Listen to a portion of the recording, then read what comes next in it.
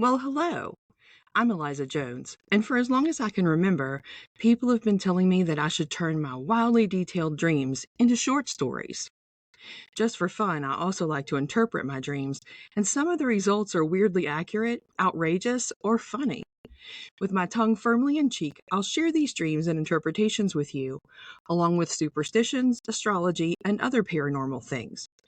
Welcome to Wouldn't Dream of It.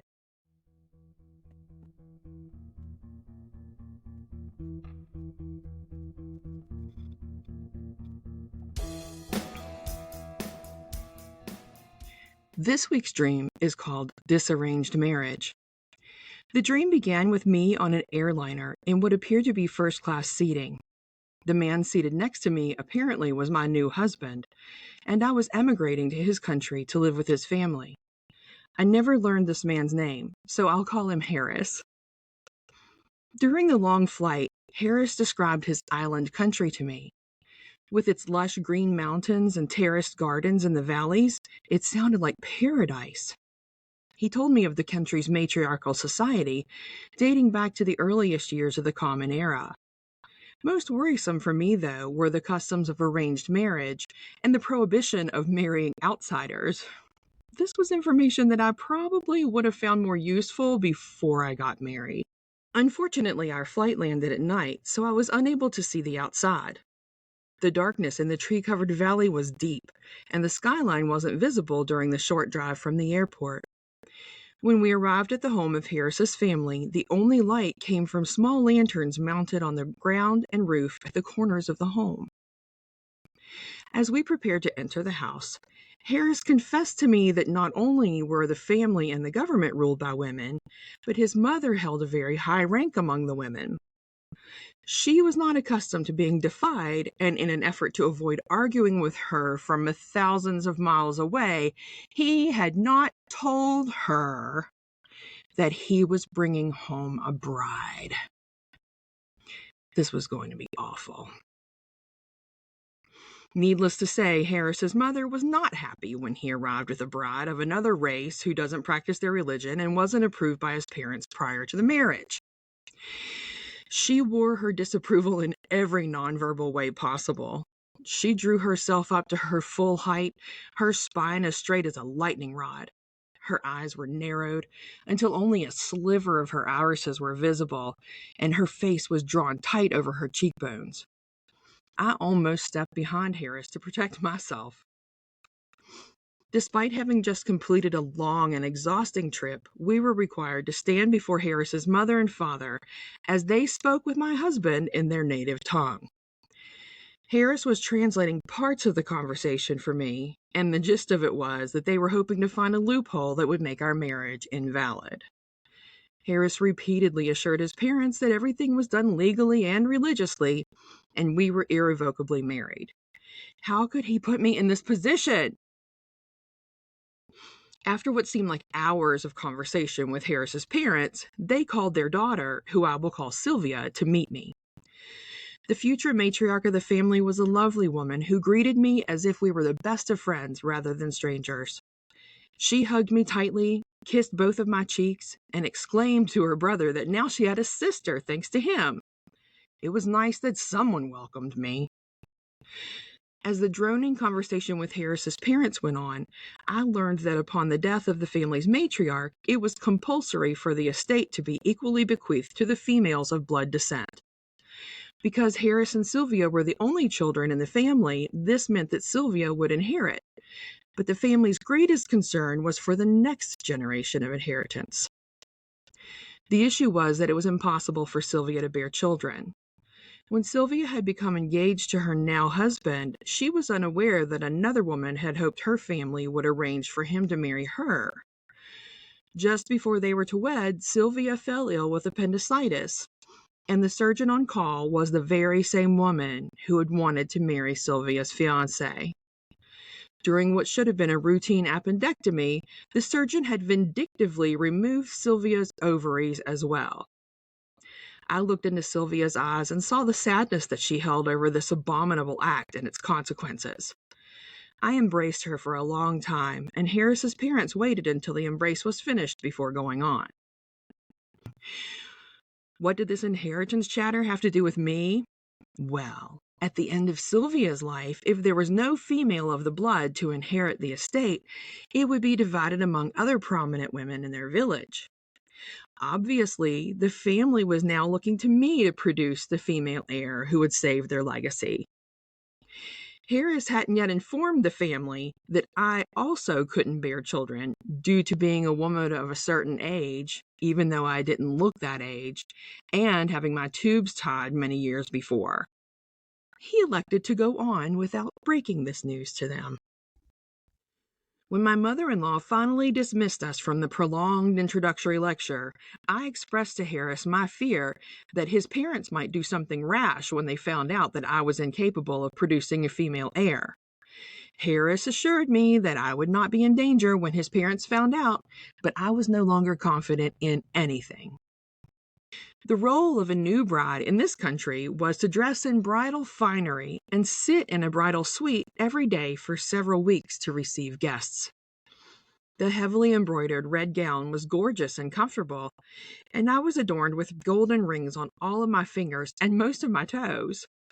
Stacks of gold bracelets and anklets were added, and then a heavy necklace of gold and huge pearls was placed around my neck. Finally, a crown of gold discs, shaped somewhere between coins and sequins, was placed on my head. I was given several lovely seating options, including a curving chaise lounge, a thickly cushioned chair, and an even more thickly cushioned bench with high armrests. All were upholstered in the same color red as my gown. There was a standing area that was cushioned with layered rugs that felt like silk under my bare feet. Though well appointed, the bridal suite's decor was disappointing. The receiving area was a large square room with walls the color of the red clay dirt that stained my shoes as a child. The low ceiling was the same color as the walls, and other than the plain light fixture, nothing broke up the continuous red-brown color. I was told that the room lacked decor to ensure that nothing rivaled the bride's lovely visage. But I felt like a circus attraction, trapped and put on display in the world's ugliest room. The first week's guests didn't make me feel any less like a trained elephant or a two-headed dog. They would comment on my skin and hair, often touching me without permission. They used English to greet me, but then they reverted to their native language to talk about me as if I wasn't there reading their facial expressions, which ranged from curiosity to disgust. I was feeling lonely and inadequate after that first week, and Harris asked me what he could do to, quote, bring the sunshine back to my eyes, end quote. I told him that although Sylvia spent lots of time with me, I really missed my best friend, Mishy. I don't know how Harris arranged it, but within 2 days, Mishy arrived to stay with me for the remainder of my bridal visits. I convinced my new family to allow her to wear finery too, but they drew the line at the crown.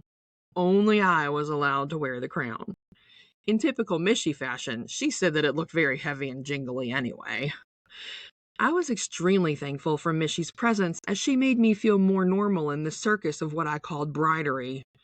Somehow the horrid room seemed almost pleasant when she was with me, and after less than pleasant guest visits, Mishy would lighten the mood with her jokes and fun stories of our youth. A few days after Mishy's arrival, a short, broad man entered the room at a fast walking pace, just on the brink of a run. He looked at me briefly, turned to Mishy, and then pounced on her like an apex predator on its prey. Seriously, he jumped into the air and landed on her, taking her down to the floor. Neither of us could know if he had rape, murder, or both on his mind, so we began fighting to get him off of Mishy. We were able to restrain him somewhat to prevent injury to Mishy, but we could not remove her from his grasp. Luckily, Harris happened to walk by with a couple of friends as the fight against this man escalated. The attacker was snapping at us with his teeth, and it was all that the 3 other men could do to separate him from Mishy. Harris knew this man and said that he had never seen him act this way. The 3 friends restrained the assailant and took him to a nearby health clinic to try to determine what was going on with him. It was there that he was diagnosed with an advanced case of rabies. Unlikely to survive, he had been transferred to a hospital that could provide palliative care. All of us were lucky that he had not had an opportunity to bite us. As we talked about the event and our relief that we were no longer in danger, the dream ended. That was a weird one, wasn't it? Let's see what our resources have to say this week. A woman dreaming of being a bride may find that she is trying to make peace between her relationship and her need for independence. Well, you can't get much more independent than me, even when I'm in a relationship. Maybe I need to tone it down a bit and accept some help. I've been working on that. A dream of wedding clothing portends that the dreamer will participate in pleasing works and will meet new friends. That sounds like fun, although I do rather like sticking with the people I know. Announcing a marriage to relatives in a dream signifies immediate recovery from being overly committed. I promise, I love doing my job and this podcast. I'm not overcommitted, she said with her eyebrows furrowed. Dreaming of emigrating from your country indicates an upcoming change of residence. Will I finally get to live with my husband? That would be a treat. Emigration in a dream may also predict the receipt of a letter from a friend in another country. Perhaps this will be an email? I saw that my podcast was recently downloaded in Belgium. Maybe that listener is going to email me? Check the show notes for my email address. In dreams, a friend in trouble means that you will receive unexpected good news. That's great, but then we have the rabies that Mishy barely escaped getting. Dreaming of rabies is said to mean that the dreamer is harboring extreme feelings of rage that might break out in violence if not dealt with carefully. That's curious. I don't know of any extreme rage that I'm feeling, but maybe it's in the trauma room in my brain. Maybe I'll share more about the trauma room later. It's an entire episode all by itself. Here's a good one. To see a guest in a dream may mean that you're ready for an adventure, or it may predict a renewal of friendships. Isn't it funny that a dream predicting a renewal of friendships came so close to my high school reunion next month? I'm sure I'll renew some friendships there. On a different note, Zolar tells me that dreaming of having guests calling on me means that I will fall prey to a seductive woman. Pray tell, who is this scandalous woman? I guess I'll know when she scrambles my brain with her irresistible magnetism. I hope she knows that I don't get out much. But seriously, I wasn't sure if I was going to include inheritance in my interpretation notes, but the one resource that had an interpretation of inheritance had a really good one. From the Dream Dictionary app, I quote, "Emotionally, our inheritance consists of the influence from the past from members of our family as to how we think and feel. Unless we understand those influences, we cannot break free from them." End quote. I thought this was relevant and inspiring. Coming from a fairly dysfunctional family, okay, not exactly fairly, I think my siblings and I have had to take a look at the influences of our family members and do the work to recover from those. If any of my siblings, you know who you are, need to talk about family matters, I'm always open to it. I think we all have come a very long way, especially given where we started. Speaking of a dysfunctional family, the image of the disapproving mother-in-law may indirectly express some anxieties of disapproval from our real mother. Disapproval sounds kind of familiar in that relationship. Mom, if you're listening, I have 2 things to say. First, let's talk. And second, this is my podcast. To dream of your mother-in-law predicts that there will be an unpleasant environment To dream of your mother-in-law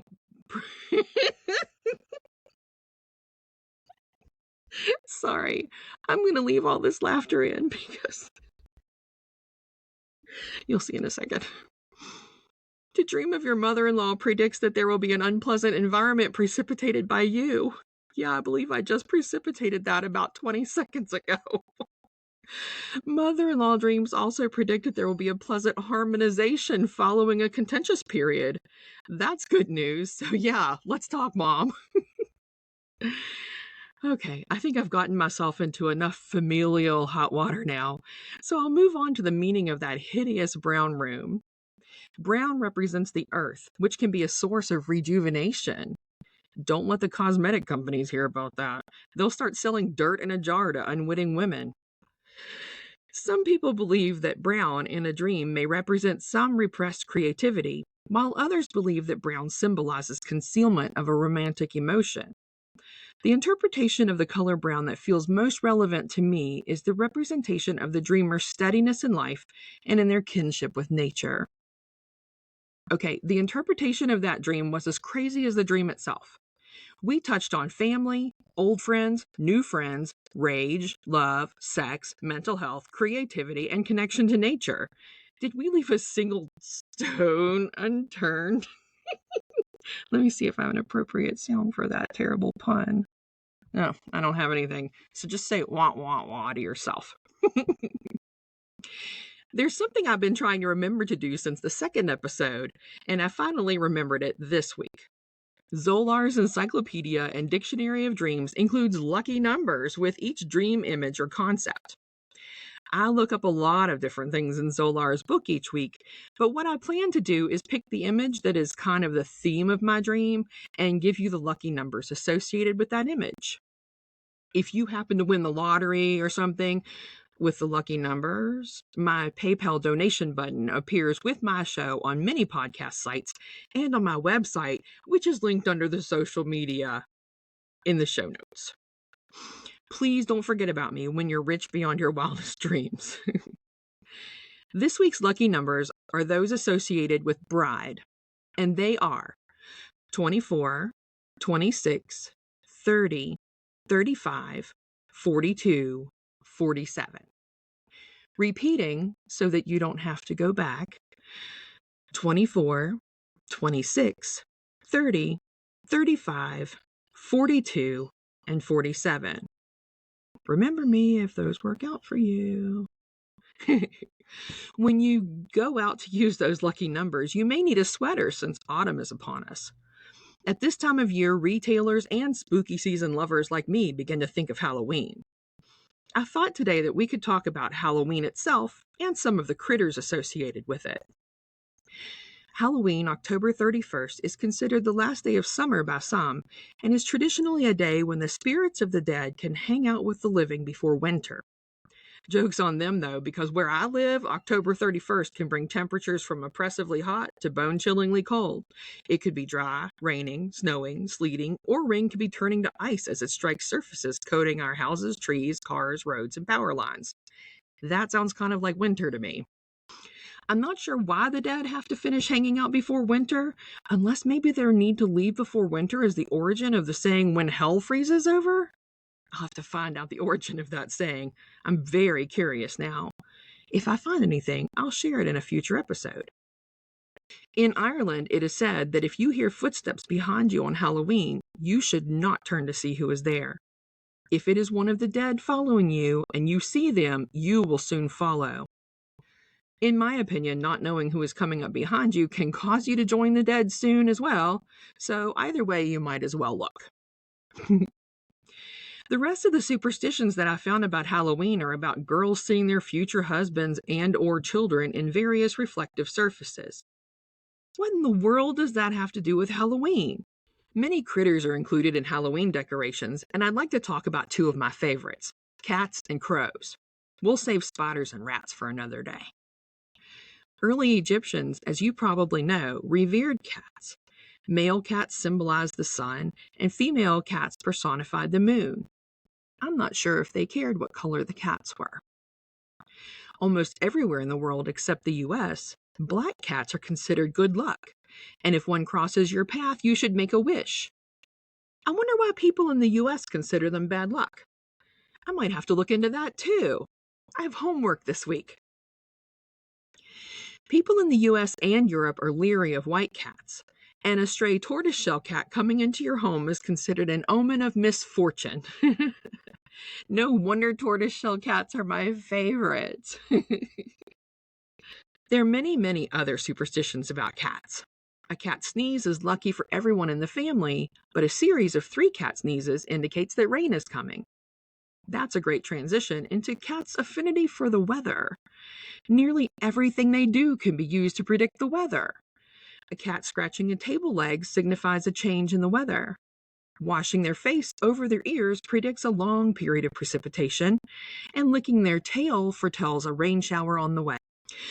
I thought cats were considered bad luck on ships, but apparently enough cats have been aboard ships for sailors to develop superstitions about them. Sailors say that a cat crying on a ship is a warning of trouble to come. Well, yeah, cat seasickness doesn't sound like not trouble to me. A cat leaping and playing on a ship is said to predict high winds. But wouldn't that just mean the cat is being a cat?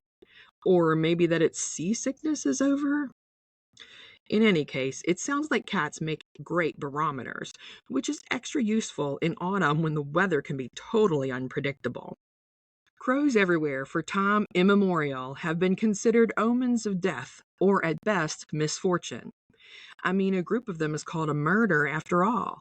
Supposedly, crows flying around a house and cawing is a prediction of death to come, and seeing one perching somewhere alone signifies bad luck in the future. My neighbors across the street must die like every day because there's always a crow cawing in their yard. A bit like cats, crows are predictors of weather to come. A murder flying toward the sun in the morning foretells warm weather with no rain, whereas crows stalking around water at nighttime means that stormy weather is on the way. A murder of crows flying out of a wooded area is supposed to mean hard times ahead for all who see them. Smaller numbers of crows can mean other things, according to a verse from Maryland in the United States. Now, if you're from Maryland, I expect to hear from you because I want to know if this actually came from your state and or if you're even familiar with it. The rhyme goes, 1 crow's sorrow, 2 crows' mirth, 3 crows' wedding, 4 crows' birth. This is the 3rd or 4th rhyme I've come across when researching superstitions, and I think most of them sound like they were written by 11-year-old girls. What do you think? So you can email me with your thoughts at wouldn'tdreamofit@gmail.com. And just as a quick reminder, if you're emailing or looking for me on social media, it's wouldn't without an apostrophe, and all the words are jammed together, like wouldn'tdreamofit@gmail.com.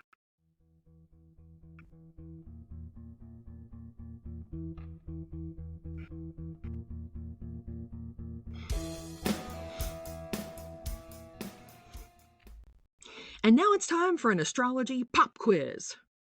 Just kidding.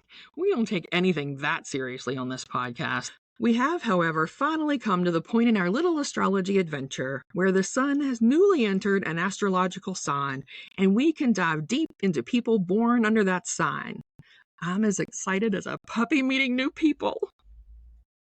On average, the sun moves into Libra on September 22nd. What day is today? And it remains in the 7th house of astrology until about October 23rd. I never thought of this before, but I learned from Wikipedia that Libra is the only astrological sign that is symbolized by an object, the scales of justice, rather than an animal or mythological creature. Libra is a masculine cardinal air sign that is ruled by Venus, the goddess of love and beauty. If you ask almost any astrologer, they'll tell you that people born under the sign of Libra are charming, balanced, diplomatic, and artistic. Librans are the high-end jewels on the zodiac market, and they are happiest if they're in a relationship. If born on the cusp of Virgo, the Libran is able to charm anyone into liking them. If you like them and want to get more intimate, you need only rub their lower back or bottom, which are their erogenous zones. Once you have a Libra declaring their love for you, which they will probably do quickly and sometimes when they really aren't quite there yet, what now? Well, they like to be taken care of, and they will do most of their thinking below their belts. They'll get offended or possibly enraged if you disagree with them. Prove yourself right, and they'll roll over and agree with you as if they weren't just arguing the opposite a moment ago. You may think all is well, but they'll never forgive you for being right. In a nutshell, you'll end up mothering them or murdering them. Next week, we'll talk a little more about what to expect if you love a Libra. That chapter will be divided into loving the Libra man or the Libra woman. I know not everyone fits into these neat little male and female columns, so you may have to look at a little bit of each to really understand any Libras in your life.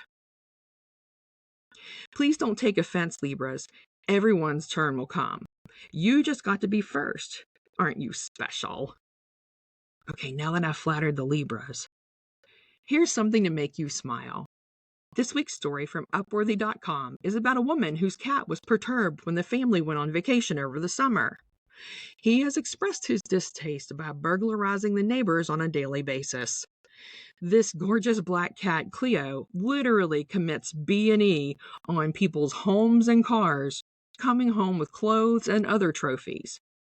Cleo's person, Jean Weeks, now has to keep a box outside so people can come by and claim their things.